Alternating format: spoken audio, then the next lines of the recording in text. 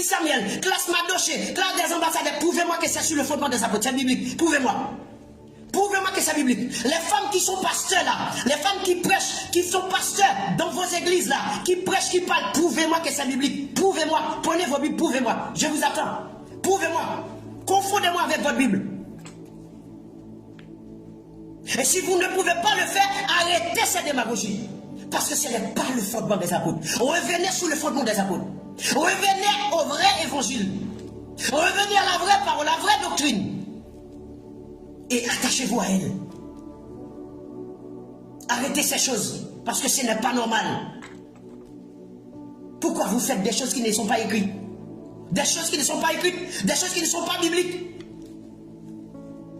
Vous entrez, vous voyez, il y a un concert, vous voulez acheter les tickets, mais vous avez vu ça où? Hein? Vous avez vu ça où? Et vous avez vu ça où? Qu'une église qui s'appelle église, les femmes ne sont pas voilées au sein de l'assemblée. Vous êtes femme, disciple de Jésus-Christ ou femme de l'église traditionnelle, vous êtes à l'église, vous n'êtes pas voilée. Parce que le pasteur vous a dit, vos cheveux représentent vos voiles. Mais ça ne va pas la tête. Alors, si vos cheveux représentent vos voiles, pourquoi est-ce que la Bible va vous demander de vous voiler? Eh bien, si vos cheveux sont vos voiles, comment on vous demande de vous voiler quand vous priez? Puisque vous ne priez pas, enlevez vos voiles. Enlevez vos voiles. Vos cheveux sont vos voiles, n'est-ce pas? Vous n'êtes pas en train de prier, n'est-ce pas? Vous n'êtes pas dans la présence de Dieu, n'est-ce pas? Enlevez vos voiles. Vous ne voulez pas voiler? Et vous dites que vous êtes servante de Dieu? Vous mentez. Vous perdez vos temps. Parce que Dieu n'entend pas une femme qui prie avec la tête non voilée. Dieu n'écoute pas une femme qui prie avec la tête non voilée. Il n'y a pas au-delà. Vous êtes une femme, vous priez avec votre tête sans voilée, vous priez le diable, Dieu ne vous entend pas.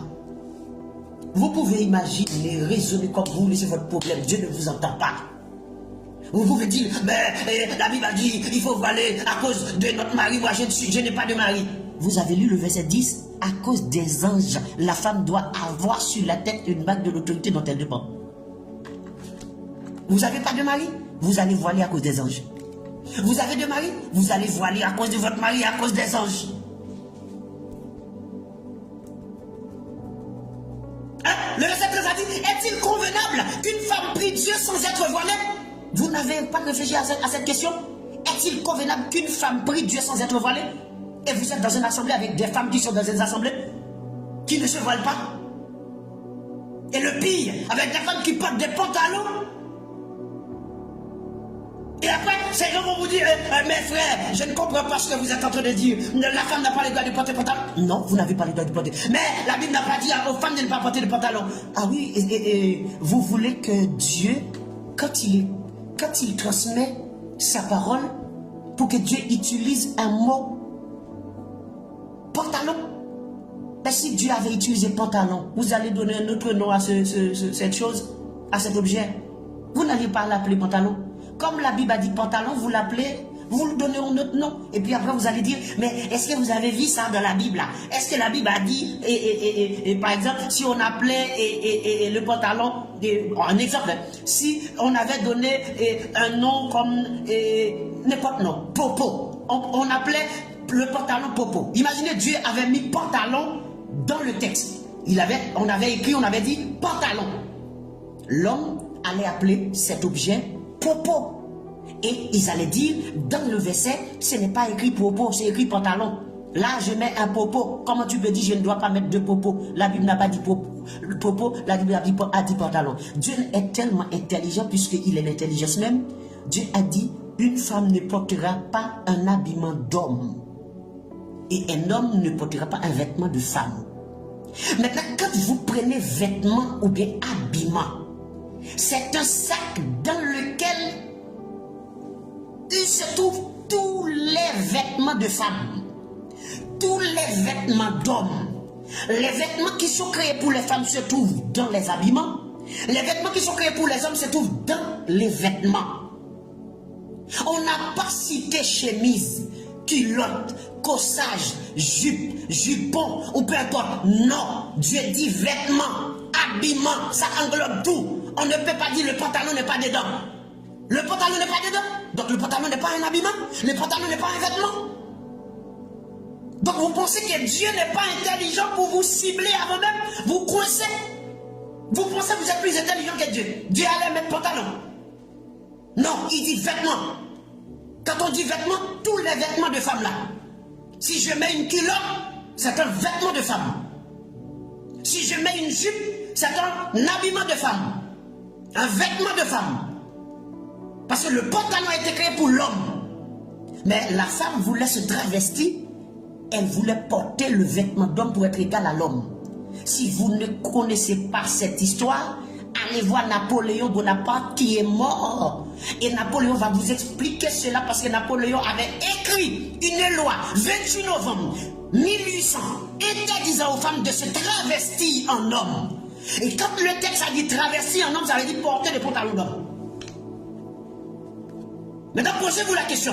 Les suffragettes. Et il y avait même des femmes qui étaient mortes à cause de cette révolution.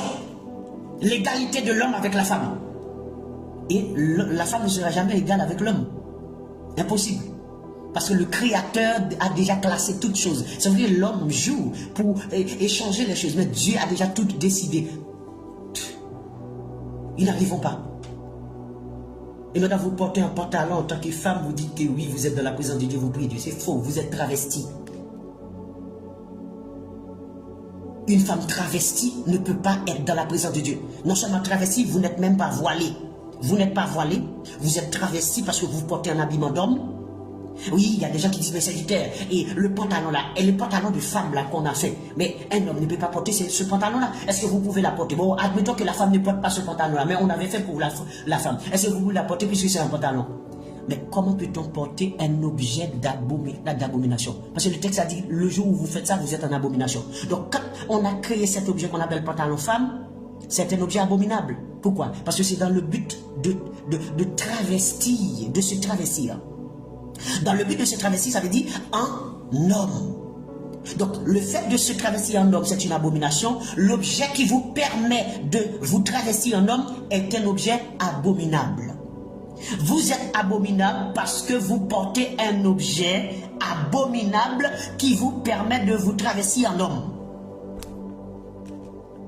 Donc, c'est un objet à détruire, à brûler. Que la femme porte ses vêtements et que l'homme porte ses vêtements à lui. Mais une femme qui porte du pantalon, une femme qui ne se voile pas, une femme qui parle dans les assemblées, qui dirige les services, qui est pasteur, c'est l'enfer sans escale. L'enfer sans escale. Si elle ne se répand pas.